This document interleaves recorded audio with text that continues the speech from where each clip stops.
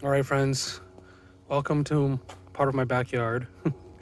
This is where I do some of my painting. I think this is like a laundry thing, a laundry line that is no longer in use.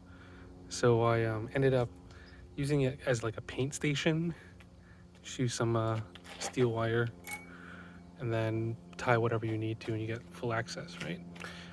These are the seat brace bars that I just debuted the other day. And this is the center point brace bracket for the seat bracket, center split seat bracket. I painted it black. Actually looks pretty good with this just simple black primer. Anyway, um, I wanted to share the way that I attached these tubes together, right? Like tube connection is kind of like a weird thing. You want it strong, but you want it, you know, flexible enough to be able to join it with some sort of fastener, right? So this is something from the bicycle world. It's called a star flanged nut, and typically it goes in your steer tube, your fork. And once you set it in, it's a one-way kind of flange washer nut thing.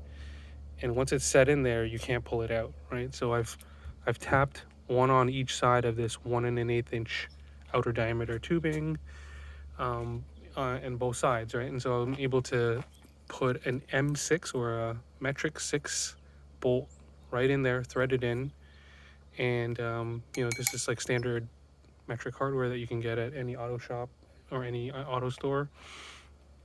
The threaded rod was kind of this side quest that I had to do, but if in a pinch you could get a really long M6 bolt and then cut it off, and then do the threaded rod trick, right? So, you know, that's the way that I put things together, and I'm gonna paint these up. They're just primed black right now, but I think there'll be another color when we're done.